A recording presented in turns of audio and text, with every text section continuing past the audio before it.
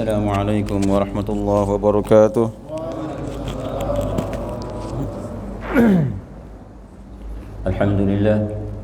Alhamdulillahilladzi faddala syahra Ramadan bi fadilatil qiyam was siyam. Wa asyhadu an la ilaha illallah wahdahu la syarika lah dzul jalali wal ikram. Wa asyhadu anna sayyidana wa nabiyyana Muhammadan abduhu wa rasuluh sahibul haudi wasyafaati wal maqam. Allahumma salli wa sallim wa barik ala abdika wa rasulik sayyidina Muhammadin wa ala alihi wa sahbihi masabihid dhalam. Amma ba'd. Faqad qala Allah ta'ala fil Qur'anil Karim wa huwa asdaqul qailin a'udzu billahi minasy syaithanir rajim. Ya ayyuhalladzina amanu kutiba alaikumus siyam kama kutiba alal ladzina min qablikum la'allakum tattaqun. Wa qala Rasulullah sallallahu alaihi wa alihi wasallam man shoma Ramadan imanan wa ihtisaban ghufira lahu ma taqaddama min dhanbi.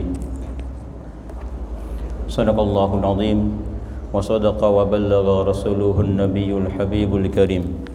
Wa nahnu ala dhalika minasy syahidin wasyakirin walhamdulillahi rabbil alamin.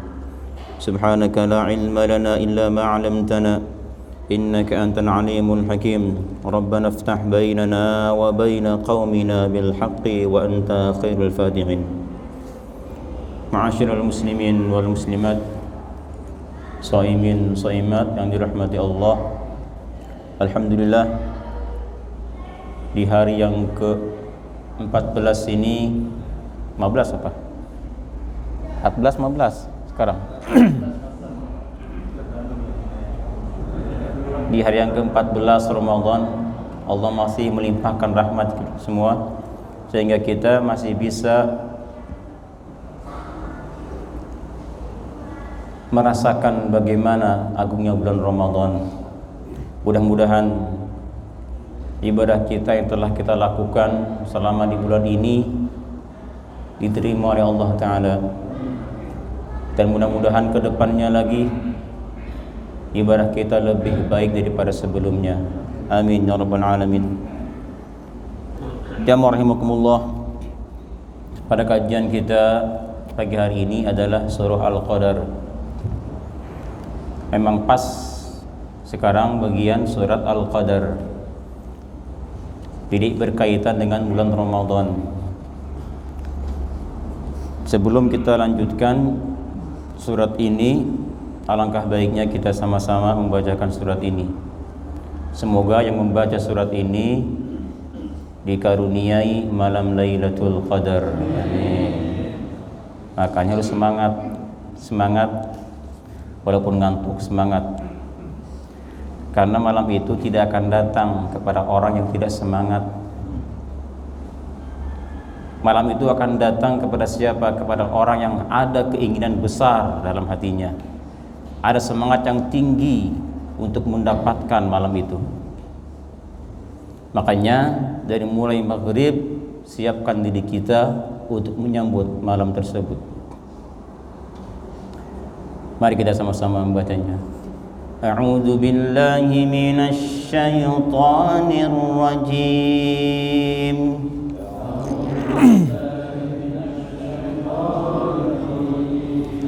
Bismillahirrahmanirrahim.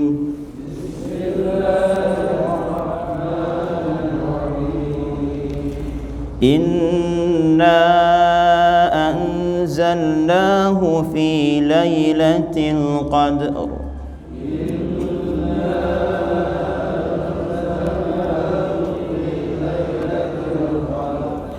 Wa ma adraka ma lailatul qadr.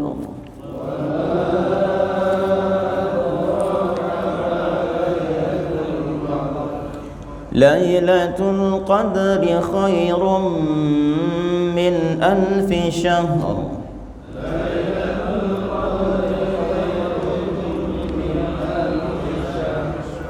tanazzalul malaikatu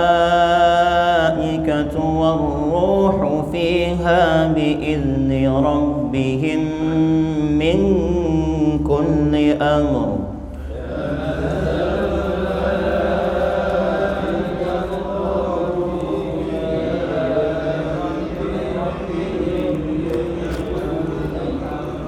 Salamun hiya hatta matla'il fajr.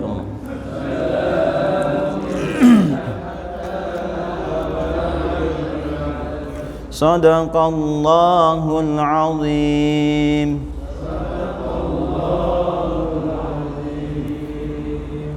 Surat Al-Qadar.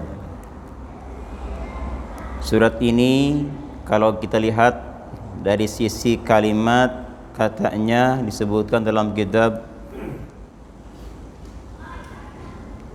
Tafsir Basair Jawi Tamjiz.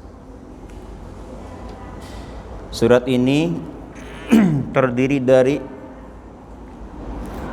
30 kosakatanya, ada 30 yang pertama. Yang kedua, hurufnya ada 112 dan ayatnya ada berapa? Ada yang mengatakan 5, ada yang mengatakan 6, tergantung dari pendapat turunnya di mana. Kalau pendapat yang mengatakan bahwa surat ini turun di kota Madinah, maka ayatnya ada 5. Dan bagi yang berpendapat bahwa surat ini turun di kota Mekah, maka ayatnya ada 6. Surat ini diakhiri dengan huruf ra. Dari ayat ke ayat ra. Makanya di sini Pak, Ibu, kalau misalnya ada ayat yang akhirnya ra, meskipun di situ ada tidak boleh waqaf, baiknya lanjut, tetapi kalau melihat dari keindahan bacaan Al-Qur'an dibolehkan berhenti di situ. Ra inna anzalnahu fi lailatul qadr. Ra wa ma adraka ma lailatul, ra lagi, lailatul qadri khairum min, ra lagi, tanazzalul malaikatu war-ruhu fiha bi'izni rabbihim min kulli, ra lagi, terus salamun hiya hatta matla'il fajr, ra semuanya. Jadi kalau kita melihat dari keindahan bacaan Al-Qur'an, boleh wakafkan di ra. Meskipun sebetulnya ada beberapa wakaf yang tidak boleh diberhentikan karena ada kaitan dengan makna. Tetapi kalau melihat dari sisi apanya? Dari sisi indahnya bacaan Al-Qur'an, maka boleh berhenti di tempat-tempat tersebut. Surat ini kita lihat, surat ini sebelum kita bahas, menurut pendapat dari ulama tafsir, mereka mayoritas mengatakan surat ini turun di kota Madinah. Namun sebagian lagi mengatakan surat ini turun di kota Makkah Al-Mukarramah. Tapi pendapat ini minoritas.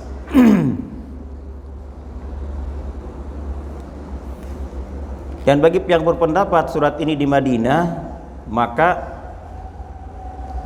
surat inilah yang pertama kali turun di kota Madinah. Surat Al-Qadar pertama kali turun di kota Madinah. Kita artikan sekarang. Bismillahirrahmanirrahim. Inna anzalnahu fi lailatul qadri. Inna, sesungguhnya kami, anzalnahu, telah menurunkan hu, kepadanya, fi lailatul qadri, di malam qadar. Allah mengatakan dalam ayat ini dengan ucapan inna, sesungguhnya kami, bukan inni, sesungguhnya aku. Nah, kita jangan beranggapan bahwa Allah itu berarti tidak satu, dua, tiga. Kenapa? Karena Allah mengatakan di sini inna, sesungguhnya kami. Bukan seperti itu maksudnya. Karena makna inna atau nahnu dalam istilah ilmu nahwu ada dua. Ada yang disebut dengan istilah mutakalim al ghair. Artinya si pembicara dan yang lainnya, kami. Di maknanya jamak. Ada juga makna nahnu di sini adalah al-mu'azzim nafsah, mengagungkan dirinya atau zatnya Allah Ta'ala. Atau katakanlah kata sopan. Kata sopan makanya menggunakan kata inna. Lebih sopan menggunakan kata nahnu daripada kata ana. Makanya dalam Al-Quran, meskipun kita sendirian, berdoanya apa dalam Fatihah? Ihdinas siratal mustaqim. Ihdinas siratal mustaqim, bukan ihdini, tapi ihdinas siratal mustaqim. Dan bahkan ucapan nahnu, inna dalam berdoa itu lebih didekatkan ijabahnya dibanding orang berdoa dengan kata inni. Dan juga kalau kita salam kepada seseorang, tidak pernah kita ucapkan assalamu alayka warahmatullahi wabarakatuh. Tentu pasti kita akan ucapkan assalamu alaikum sendiri, padahal sendiri. Karena ternyata di samping dia itu ada dua malaikat kanan kiri. Nah, kita ucapkan kum di sini bukan hanya untuk orang itu saja, tetapi untuk malaikat dua.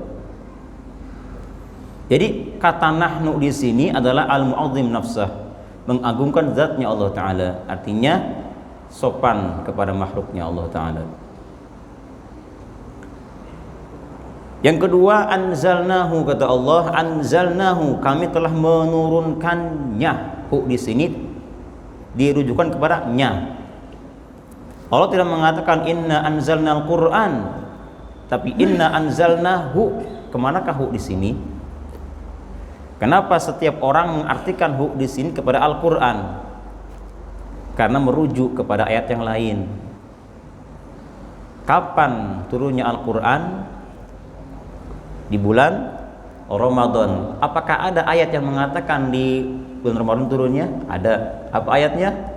Syahrul Ramadan alladzi unzila fihil Qur'an. Berarti hu di sini merujuk kepada Al-Qur'an. Karena Al-Qur'an dari ayat ke ayat, surat ke surat itu saling mendukung, saling melengkapi, saling menyempurnakan. Tidak akan mungkin Al-Quran ini dan itu bertentangan. Jika memang ada dalam Al-Quran dua ayat bertentangan, berarti yang satu dimansuh, yang satu nasikh, yang satu dihapus hukumnya, yang satu ditetapkan hukumnya. Seperti dalam contoh surah Al-Baqarah, masalah iddatul wafat. Ketika ada perempuan ditinggal mati suaminya, maka ayat pertama menyebutkan iddahnya itu adalah haul, setahun lamanya. Satunya lagi mengatakan arba'at ashhurin wa asyra, 4 bulan 10 hari. Jadi dua ayat bertentangan. Apabila seorang perempuan ditinggal mati suaminya, maka iddah wafatnya adalah satu mengatakan setahun, satu mengatakan 4 bulan 10 hari. Mana dari dua ayat ini? Nah, para ulama melihat manakah yang duluan turun, maka itulah yang akan dihapus hukumnya. Yang kedua yang datang itulah yang menghapusnya. Nah, ternyata ketika dilihat dari asbab nuzul dua ayat ini, ayat yang menyebutkan setahun lamanya inilah yang pertama kali muncul atau turun.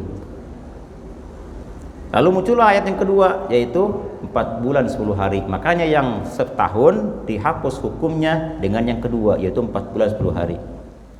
Ini andaikan seperti itu, ada ayat Al-Quran bertentangan. Tapi rata-rata semua tidak ada seperti itu. Jarang-jarang sekali. Makanya Pak, dulu saya punya teman mu'allaf. Saya tanya, kenapa Anda jadi mu'allaf? Dia cerita, dulu saya adalah seorang pendeta, namanya misionaris Sudah ratusan orang saya murtadkan, kata dia.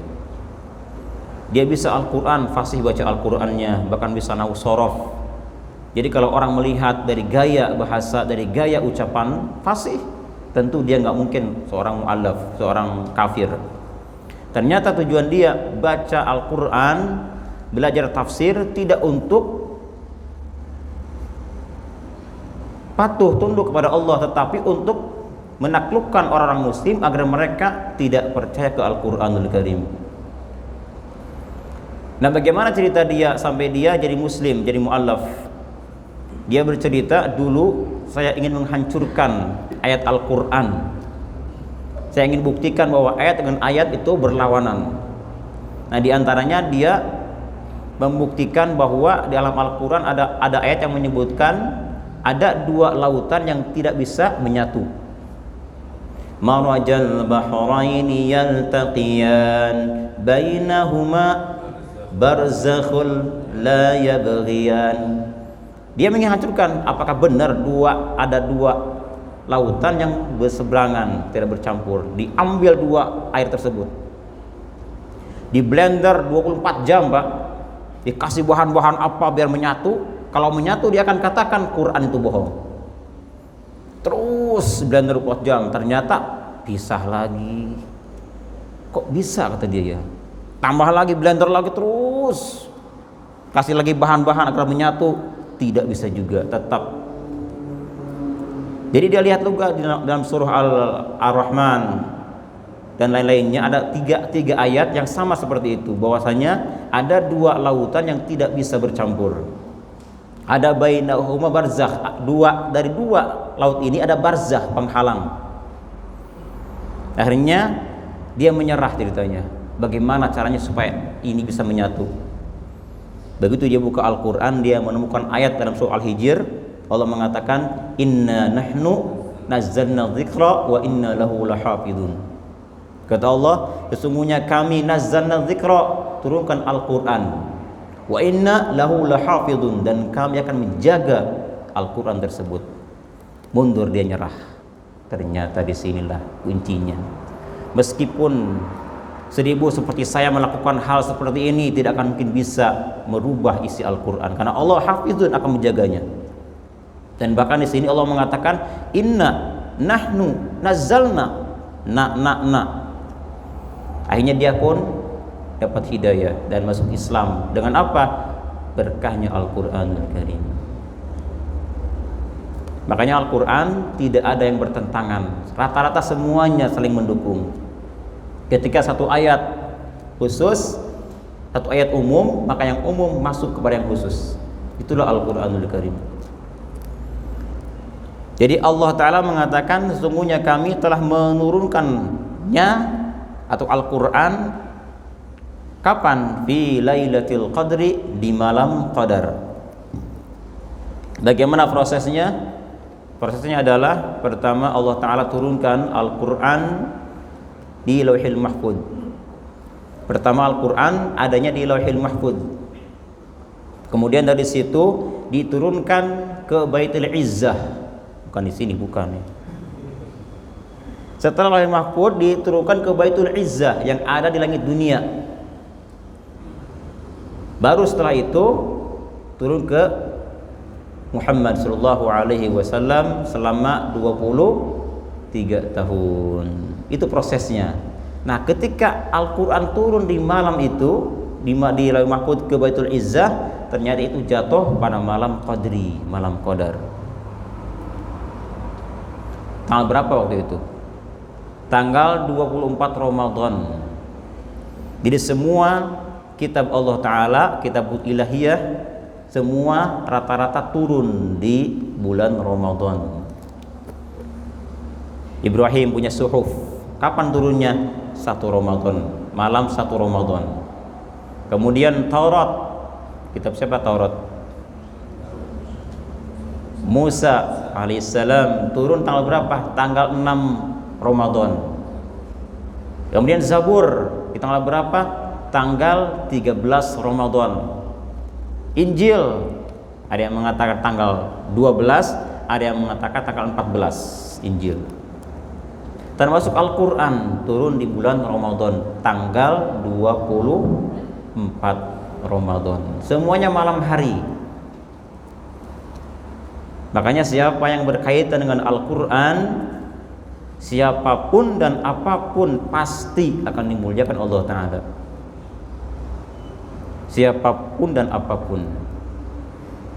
Kota paling mulia di mana?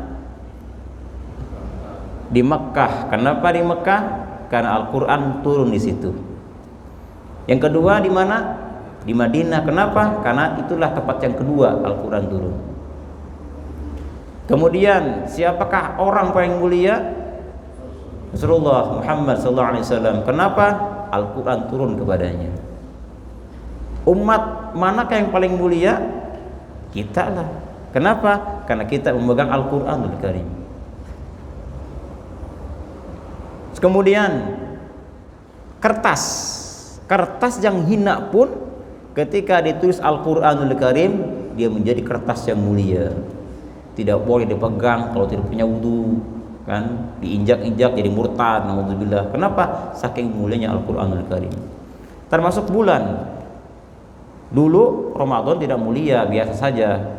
Tapi ketika Al-Quran turun di bulan ini, maka dia jadi angkat menjadi bulan paling mulia, Ramadan. Makanya banggalah, bahagialah orang-orang yang hafal Quran dalam hatinya.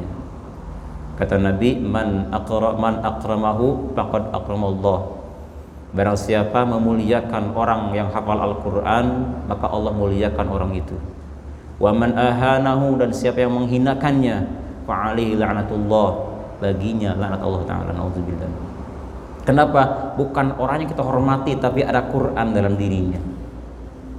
Anak kecil, Pak, datang kepada kita bawa Al-Quran, kita berdiri. Kenapa? Menghormati apa yang dia bawa, Al-Quranul Karim. Dia bawa sini, datang kan ke kita nih, anak kita misalnya bawa Al-Quran, kita berdiri bangkit, menghargai ada Al-Quran itu di atasnya, di bawah dia. Jamaah rahimakumullah, Al-Quran diturunkan di Lailatul Qadri, di malam Qadri. Apa makna Qadri di sini? Banyak maknanya. Banyak makna Qadri. Yang pertama, ada yang mengartikan Qadri di sini adalah malam takdir. Malam takdir. Jadi di malam itu Allah Ta'ala akan menyebarkan takdir-takdirnya kepada seluruh hamba-hambanya. Dalam sebuah riwayat bahwa Ibnu Abbas mengatakan Allah Ta'ala akan menetapkan semua takdirnya pada malam nisfu Sya'ban. Kemudian dan akan menyerahkan semua urusan takdirnya kepada pemilik-pemilik atau pemegang urusan tersebut. Di malam nisfu Sya'ban akan ditetapkan siapa yang meninggal, siapa yang masih hidup, siapa yang akan haji, siapa yang tidak haji, ditetapkan nanti. Maka jika sudah diumumkan kepada para malaikat bahwa tahun ini si fulan akan mati, si fulan akan haji, dan seterusnya, maka inilah yang disebut dengan takdir mubrom, takdir yang tidak bisa dirubah lagi. Meskipun kita berdoa ingin panjang umur, sedekah, silaturahmi, tapi kalau sudah diumumkan, sudah tidak bisa dirubah lagi. Namanya mubrom. Berbeda dengan takdir yang belum diumumkan, meskipun ada tulisannya dari mahfud, tetapi belum diumumkan, namanya mu'allaq. Ini masih ada harapan untuk dirubah. Misalnya ditulis situ bahwa orang ini akan miskin tahun ini, misalnya akan sempit rezekinya, ditulis di situ ada, tapi tidak diumumkan ke malaikat. Maka ini bisa kita rubah dengan berdoa, bersedekah dan lain-lainnya. Ya rahimakumullah. Jadi yang pertama maknanya di sini adalah malam Qadri, malam takdir, malam diserahkannya takdir kepada para pemegang takdir. Jika takdir berkaitan dengan ajal, maka yang memegang urusannya adalah malaikat Israel. Jika takdir tersebut berkaitan dengan rezeki, hujan, maka yang megang siapa? Malaikat Mikail. Jika berkaitan dengan bencana angin, yang megang siapa? Malaikat Israfil. Jika berkaitan dengan rahmat, hidayah, wahyu, maka yang megang siapa? Jibril alaihissalam. Jadi di malam itulah Allah akan tetapkan semua takdirnya, akan serahkan takdirnya kepada 4 pemegang takdir tadi. Disebutlah dengan istilah malam takdir. Ini yang pertama. Jadi arti qadri di sini adalah malam takdir. Yang kedua, yang paling sering kita artikan qadri di sini adalah malam kemuliaan. Jadi malam qadri adalah malam kemuliaan. Kenapa dikatakan demikian? Karena makna qadri di sini adalah qadrun azim. Qadara yaqdiru qadran, artinya mulia, kemuliaan. Dan barang siapa yang memuliakan malam tersebut, maka Allah akan jadikan orang tersebut menjadi orang yang mulia nantinya. Dan taat pun di malam itu terdapat banyak keutamaan-keutamaannya. Dan bahkan ada seorang syekh imam mengatakan, Abu Bakar Al-Warraq, kata beliau, man lam yakun lahu qadrun wala khatar yasiru fi hadhihi lailah za qadrin idza ahyaha. Kata beliau, barang siapa yang asalnya tidak punya jah, tidak punya pangkat kedudukan, tidak punya wibawa sama sekali, tapi tatkala dia mengagungkan malam itu, menghidupkan malam itu dengan ibadah kepada Allah Ta'ala, maka dia akan jadi mulia di mata Allah dan di mata orang-orang. Disebutlah dengan malam qadri. Jadi kalau kita ingin naik pangkat, Pak, naik pangkat jabatan, cobalah hidupkan di malam itu, malam qadri, dengan ibadah kepada Allah Ta'ala. Maka insya Allah kita akan jadi mulia, nanti akan naik pangkat.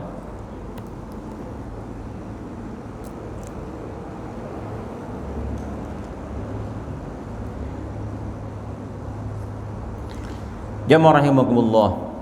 Ini yang kedua. Yang kedua itu artinya malam kemuliaan, karena yang membawa Al-Quran adalah malaikat paling mulia. Yang kedua, yang menerimanya pun orang paling mulia, dan disampaikan kepada umat paling mulia. Makanya disebut dengan qadri, malam kemuliaan, karena semua yang berhubungan dengan Al-Quran menjadi mulia. Disebutlah malam kemuliaan. Yang ketiga adalah makna qadri di sini adalah sempit. Jadi malam diqin, malam sempit. Jadi kami turunkan Al-Quran di malam yang sempit. Kenapa dikatakan sempit? Dikarenakan malam itu turunnya semua malaikat ke bumi, sehingga bumi ini sempit saking banyaknya malaikat yang turun ke bumi. 3 makna: malam takdir, malam kemuliaan, dan malam sempit. Itu arti dari qadri. Inna anzalnahu fi lailatul qadri. Berikutnya, wa ma adraka ma lailatul qadr. Tahukah kamu apa itu Lailatul Qadri? Dalam Al-Quran ada 2 ayat yang sama, ada 2 ayat yang berbeda secara lafadznya, tapi maknanya sama. Ada wa ma adraka, ada wa ma yudrika, maknanya sama.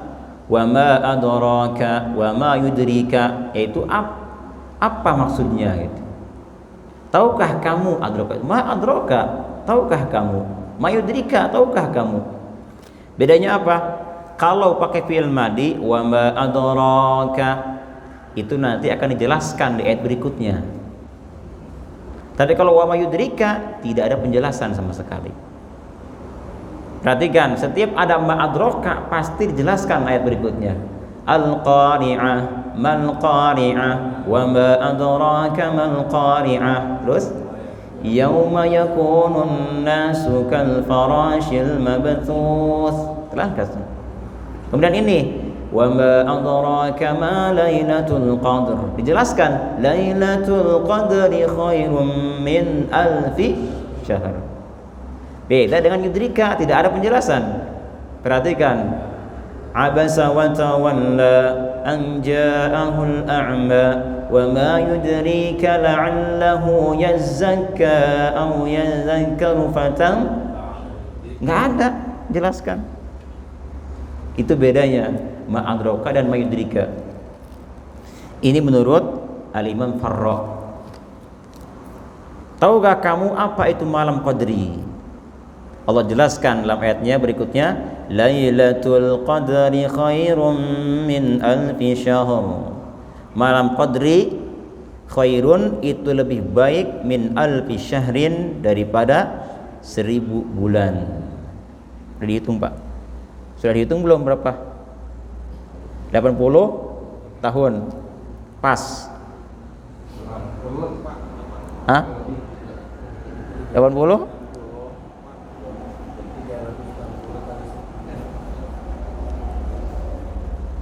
Berapa jadinya? 80 tahun. 80 tahun berapa saudara?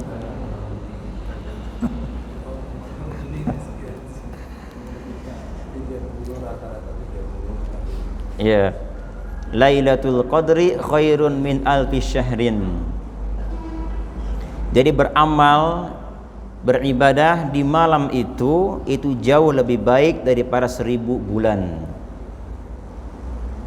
Sebetulnya di sini 1000 bulan ini bukan berarti batasan, bukan.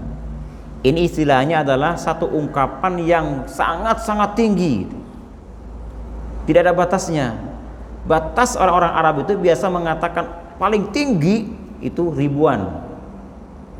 Mereka suka mengatakan dalam istilah mereka, li'annal Arab tazkuru al-alfa fi ghayatil asya.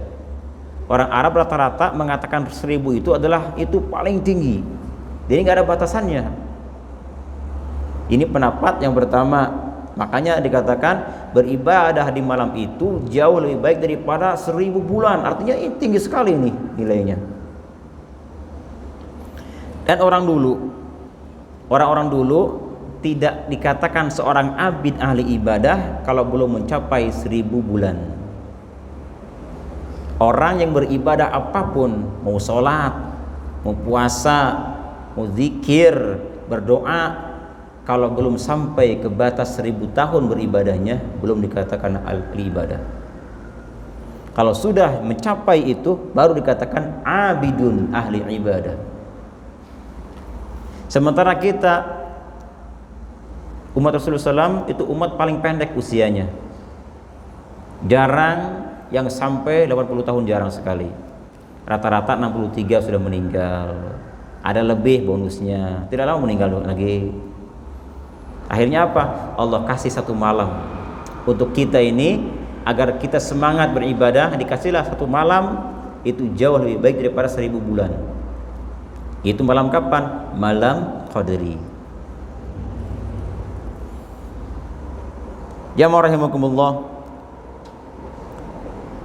Abu Bakar Al-Warraq beliau berkata, Nabi Sulaiman alaihissalam beliau menjadi seorang raja selama 500 bulan. Begitupun Dzulqarnain, beliau juga sama menjadi raja selama 500 tahun. Sulaiman 500, Dzulqarnain 500, jadi berapa? 1000 bulan.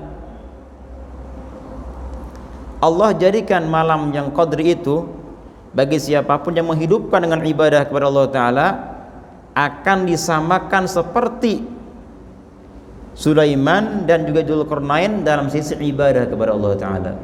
Mereka beribadah berdua nih. Untuk apa? Melakukan ibadah, mengabdi kepada apanya? Rakyatnya, berdakwah selama ratusan tahun, ratusan bulan. Nah, akhirnya kita umat Muhammad SAW hanya melakukan ibadah satu malam saja, itu sama seperti Dzulqarnain dan Sulaiman alaihissalam. Alhamdulillah. Itulah dikatakan dengan malam qadri. Kenapa dikatakan malam qadri lebih baik daripada 1000 bulan? Ada sejarahnya. Tentu ada kaitan dengan 1000 bulan ini. Di antaranya adalah Sulaiman dan Dzulqarnain. Yang kedua, Ibnu Mas'ud pernah bercerita, pada zaman dulu ada seorang laki-laki dari kalangan Bani Israel. Dia berperang di jalan Allah selama 1000 bulan. Bayangkan, puasanya, kemudian siang hari puasa, malam harinya ibadah, belum berperangnya selama 1000 bulan kepada Allah Ta'ala, sehingga semua sahabat pun takjub kepadanya, dan mereka merasa tidak akan mungkin bisa mengejar ibadahnya orang ini.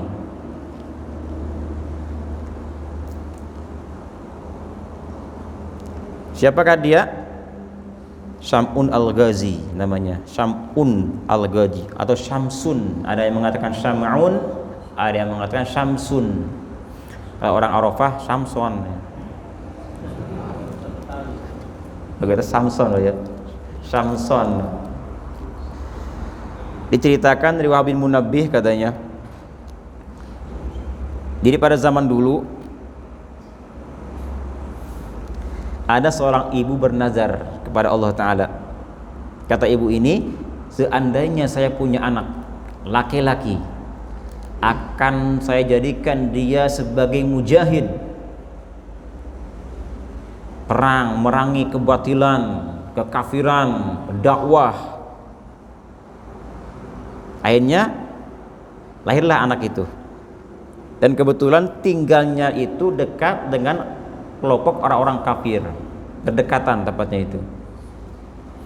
Setelah dia besar, akhirnya dilatih untuk berpuasa, untuk qiyamul lail, berjihad, sampai 1000 tahun lamanya, bayangkan. Dan Samsun ini subhanallah tidak bisa dilukai dengan apapun, senjata apapun tidak mempan kepada beliau.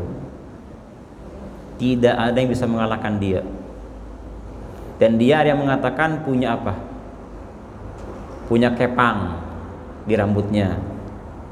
Ada berapa? 4 kepang. Inilah kekuatan dia. Ada yang mengatakan bukan kepang tapi jenggot. Jenggot kekuatannya itu. Nah, kalau di kita bukan itu Samson kita mah, diketek. Ya. Betul enggak?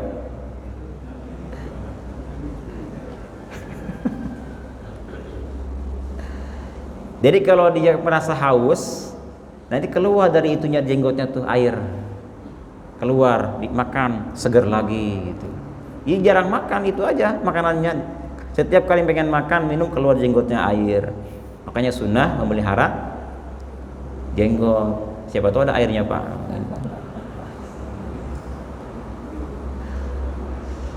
Semua bingung bagaimana bisa mengalahkan Samsun al-Ghazi. Bingung semuanya, orang kafir. Ditembak juga nggak mempan. Coba bayangkan. Akhirnya apa? Akhirnya mereka merayu istrinya. Nah ini, seandainya kamu bisa mengikat Samsun, kami akan janji akan berikan apa, hadiah apa untuk dia. Dijanjikan dengan iming-iming yang besar. Akhirnya ketika dia tidur, Samsun ini, istrinya mengikat dia dengan apa? Dengan tambang. Ikat dengan tambang. Begitu bangun, dia tanya, siapa yang mengikatku? Kata istrinya, saya, wahai suamiku, ingin tahu sebagaimana sehebatnya kamu. Gampang ini mah. Wah, pecah lagi, gagal. Tidur lagi, diikat lagi dengan apa? Dengan rantai besi. Dibuka lagi. Akhirnya beliau keceplosan. Wahai istriku, aku ini walinya Allah. Tidak ada yang bisa menyukai tubuhku selama masih ada kepang ini. Nah ini dibuka rahasianya. Selama masih ada ini nih, biiznillah, tidak ada senjata apapun bisa melukaiku. Begitu tidur, diguntinglah kepangnya. Kalau kepang berjenggot, digunting jenggotnya, diikatlah dengan itu. Begitu bangun, kaget dia, tidak bisa dibuka. Dipanggillah orang-orang kafir. Samsun sudah tidak berdaya lagi. Diseret, diikat di tiang besar, disiksa, dicungkil matanya, diambil lidahnya, dipotong tangannya, kakinya, dimutilasi. Ini dia berdoa kepada Allah Ta'ala, ya Allah,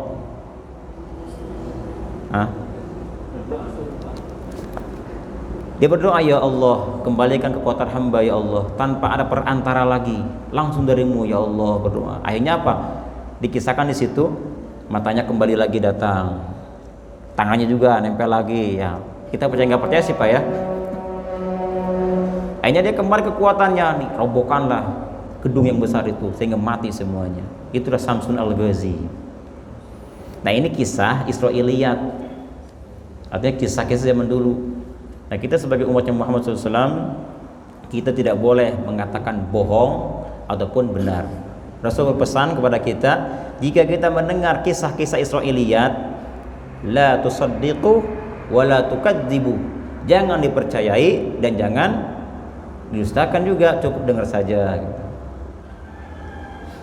Ini contoh saja buat kita. Bayangkan seorang Samsun Al-Ghazi beribadah di siang hari, di malam hari, belum jihadnya 1000 tahun, itu masih kalah dengan satu malam saja dengan warga Baitul Izzah yang sholat sehari semalam 2, kalah dia, subhanallah.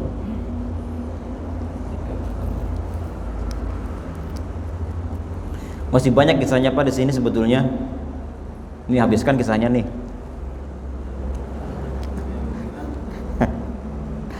Sambil ngabuburit Pak ya, sambil ngabuburit.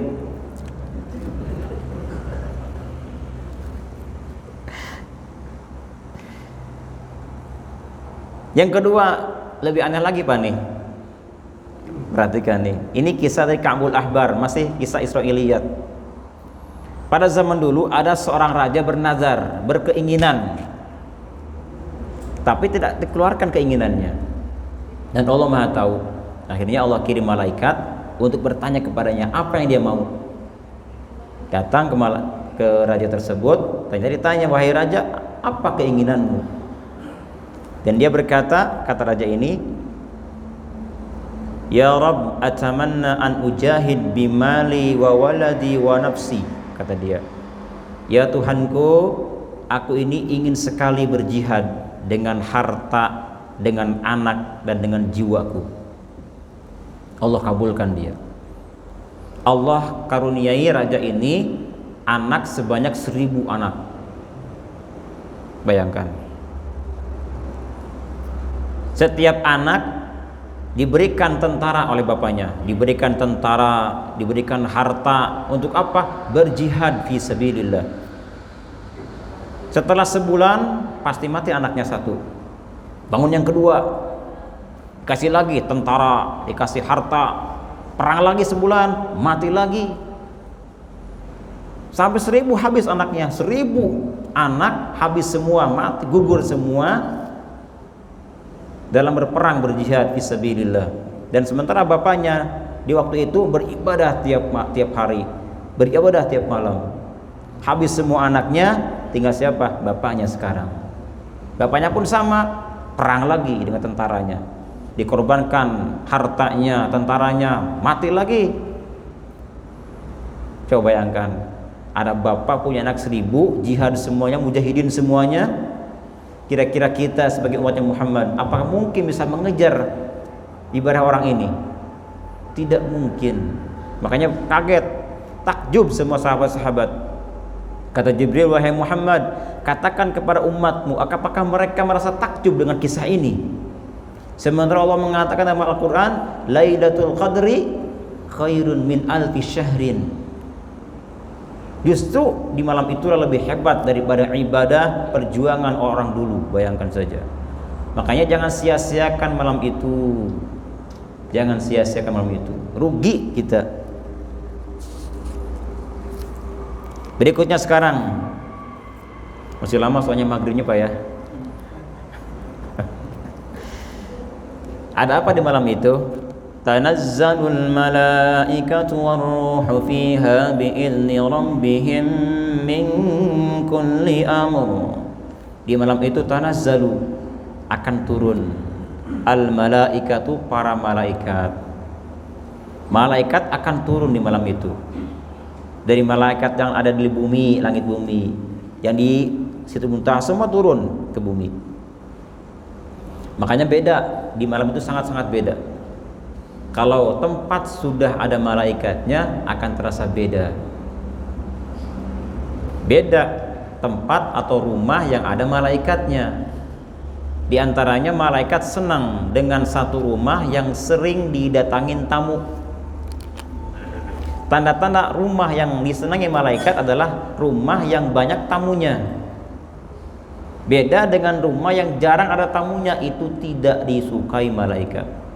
Kita lihat Pak, rumah yang banyak tamunya dan rumah yang tidak ada tamunya, kita rasakan sendiri. Kita masuk ke rumah itu, kita rasakan bagaimana sejuknya atau nyamannya hati kita.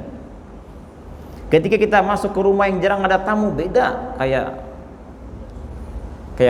apa, gerah-gerah gimana gitu, kayak dingin, senyap. Tapi ketika masuk ke rumah yang ada tamunya, banyak tamunya, beda, rasa hidup, auranya hidup. Dan di malam itu akan turun malaikat-malaikat, warruhu, dan juga ruh. Ada yang mengatakan ini Jibril, ada yang mengatakan bukan Jibril tapi makhluk yang lain, ruh. Biidzni rabbihim, atas izin dari Tuhan mereka. Min kulli amrin, mereka untuk membawa setiap amr. Tujuan mereka turun ke bumi adalah min kulli amrin. Mereka turunnya adalah untuk melakukan segala urusan yang Allah perintahkan kepada mereka.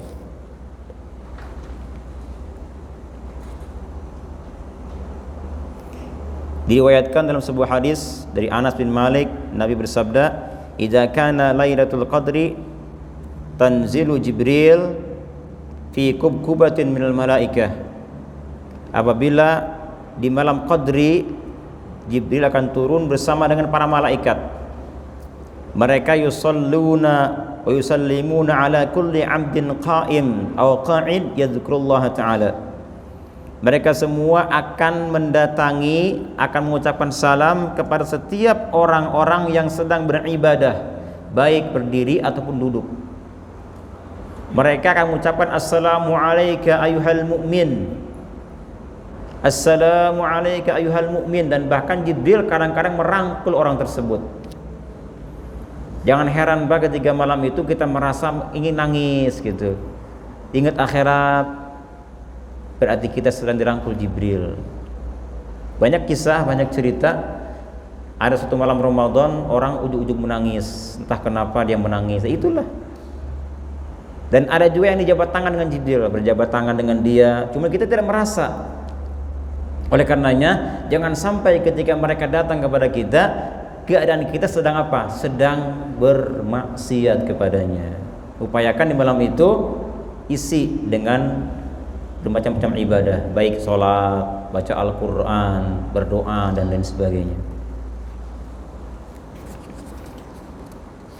Dan terakhir, biar cepat, salamun hiya hatta matla'il fajr. Salamun, sejahteralah, hiya, di malam itu, hatta matla'il fajr, sampai terbitnya fajar. Di malam itu dari mulai maghrib sampai fajar tidak ada yang namanya sihir datang kepada kita, tidak ada godaan setan, tidak ada kejahatan, tidak ada perampokan, tidak ada kebakaran, tidak ada huru-hara musibah. Pokoknya salamun hiya hatta, dijamin di malam itu tidak ada apa-apa. Dan bahkan yang biasanya anjing menggonggong sekalipun tidak ada terdengar. Tidak panas, tidak juga dingin, tidak juga bising. Enak malam itu. Dan Aisyah pernah bertanya, Rasulullah, seandainya saya merasakan malam itu, apa yang harus saya ucapkan ya Rasulullah? Rasul mengatakan, quli, ucapkan Allahumma innaka afuwun tuhibbul afwa fa'fu anni. Perbanyak di malam itu adalah membaca Allahumma innaka afuwun tuhibbul afwa fa'fu anni, terus bolak-balik terus. Dan kapankah terjadi malam itu? Dirahasiakan. Ada yang mengatakan 27, ada yang mengatakan 21, 23, 25, 29, bahkan ada yang mengatakan malam pertama Ramadan, ada yang mengatakan 17 Ramadan. Bahkan yang mengatakan juga di malam genapnya 24, 22 bisa. Artinya tidak disebutkan secara pasti, rahasia. Karena kalau disebutkan khusus malamnya, tentu kita akan mengabaikan, menganggap sepele malam yang lainnya. Maka kita katakan setiap malam ada malam qadri. Malam ini misalnya. Dan kalau orang beranggapan satu malam dianggap dengan qadri, malam qadar, maka Allah berikan pahala khairun min alfi syahrin. Kalau kita anggap malam itu malam qadri, artinya apa? Gunakan malam itu dengan bermacam-macam ibadah kepada Allah Ta'ala. Mudah-mudahan kita semua dikaruniai malam Lailatul Qadri. Demikian jemaah sekalian. Kalau ada waktu silakan bertanya. Mangga.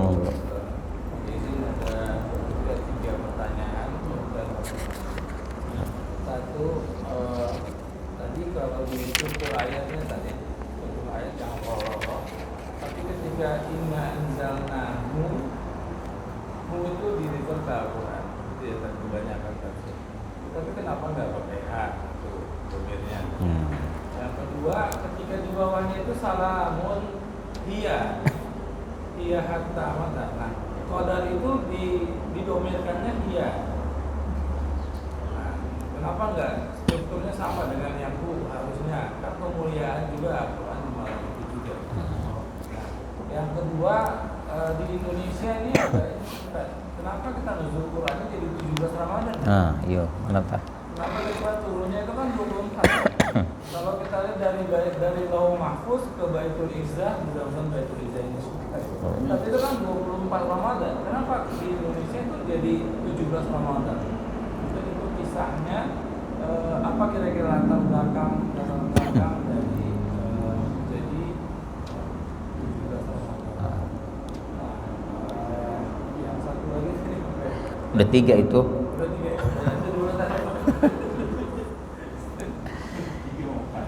Yang pertama, domirhu inna anzalnahu. Kenapa hu di sini tidak menggunakan ha? Inna anzalnaha gitu. Hu di sini merujuk kepada Al-Qur'an. Al-Qur'an itu adalah kata mudzakkar, bukan muannas Quran. Zalikal kitabu la raiba fihi biha. Zalikal kitabu la raiba fiha hudan lil muttaqin. Gitu bukan? Fihi. Tapi kalau benda biasanya kan keha. Al-Quran itu adalah mudzakkar. Jadi fihi, inna anzalnahu merujuk kepada Al-Quran, karena Al-Quran mudzakkar. Ya, laki-laki Al-Quran ini. Yang kedua, salamun hiya hanta hiya dirujukan kepada apa? Malam qadri. Bukan qadri tapi malam. Malam itu lailatun. Ada tak muannas. Salamun hiya merujuk kepada lailah. Lailah adalah muannas. Jadi makanya hiya. Kecuali kalau merujuk kepada qadrinya. Maka salamun huwa karena ini merujuk kepada Lailah al-Qadri, maka digunakan domir muannas, jadi hiya. Yang ketiga, kenapa orang Indonesia khususnya kalangan kita selalu apa namanya? Ya betul, selalu mengadakan acara nuzul Quran itu bertepatan di malam 17, sementara turunnya Al-Quran di malam ke-24. Kalau turunnya Al-Quran dari Lauh Mahfuz ke Baitul Izzah itu jatuh pada tanggal 24 Ramadan. Lalu kapan turunnya Baitul Izzah ke Nabi Muhammad SAW? Ini pertanyaannya. Itu jatuh pada tanggal 17 Ramadan ketika Nabi di Gua Hira. Makanya kenapa kita rayakan, kita adakan acara itu? Karena ketika Jibril datang dari langit ke bumi ketika Nabi sedang ibadah di Gua Hira, itu bertepatan di malam 17 Ramadan. Makanya dianggap sebagai malam nuzulul Quran. Maksudnya Jibril ke Nabi kita Muhammad SAW. Sudah? Masih ada?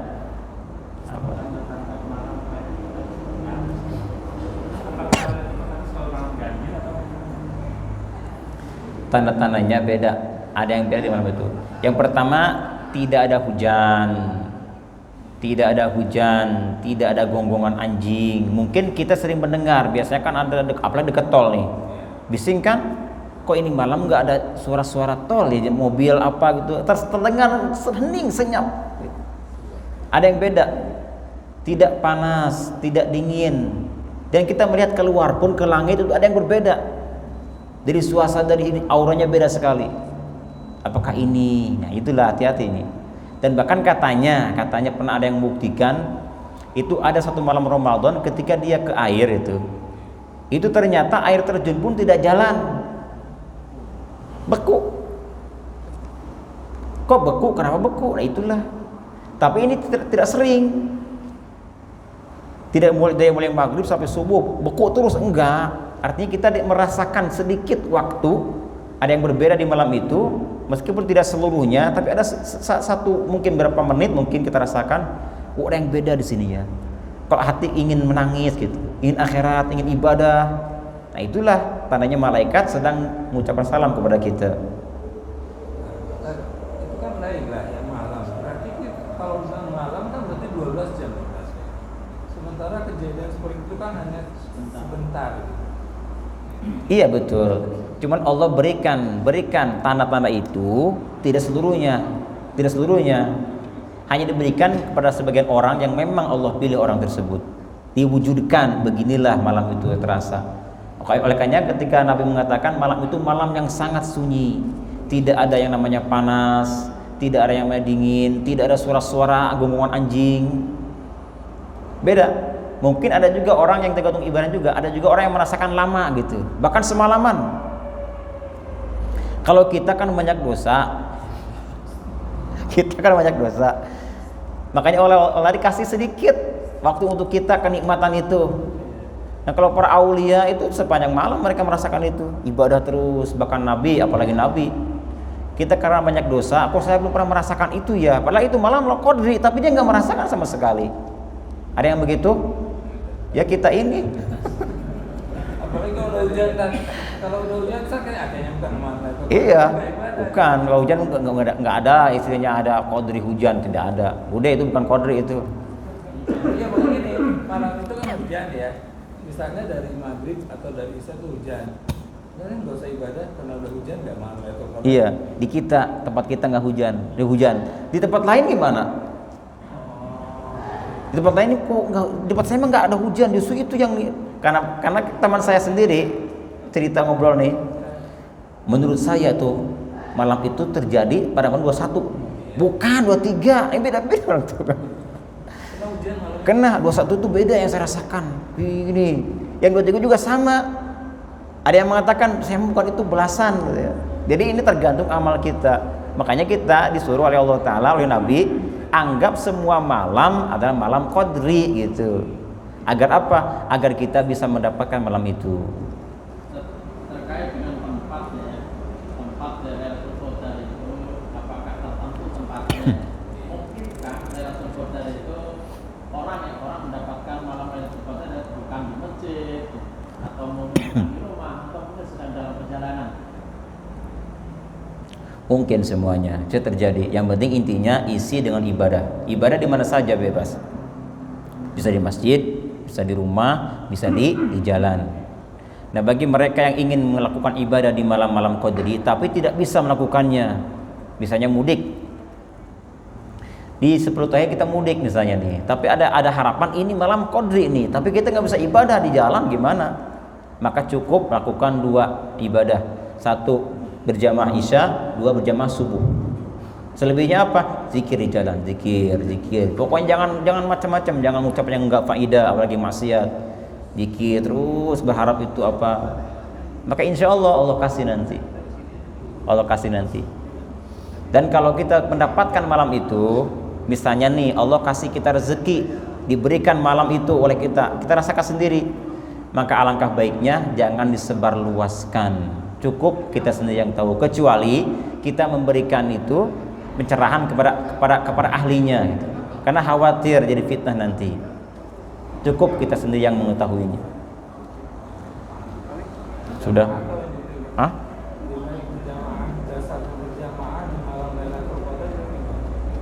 berjamaah di maknanya itu kan kita meramaikan, ya kan? Itu kadang-kadang kita misalnya buatin sholatnya yang mulainya berjamaah. Itu kan apakah itu yang tuntunan lebih afdal atau sholat misalnya sholat malam, tapi kita jamaahkan jadi berjamaah.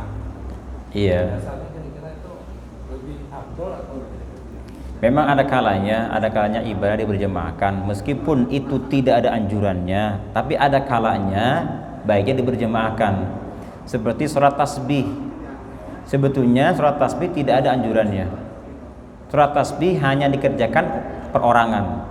Tetapi dalam keadaan tertentu orang malas mengerjakannya. Tapi justru ketika diberjamaahkan ada dorongan untuk bangkit. Nah, maka yang tadinya nggak ada anjuran itu dibolehkan. Boleh ya, bukan tapi sunnah. Boleh dan bahkan jika emang membantu untuk kita beribadah lebih khusyuk, lebih semangat, itu baru disunnahkan nantinya. Ya. Iya, kan sholat sunnah ada dua, ada sholat sunnah yang sunnah diberjamaahkan, ada yang tidak berjamaah disunahkan. Nah, bagi yang melakukan tahajud malam berjamaah meskipun tidak sunnah, tapi tetap sah sholatnya, sah-sah saja, dibolehkan. Demikian jamaah sekalian. Oh, masih ada.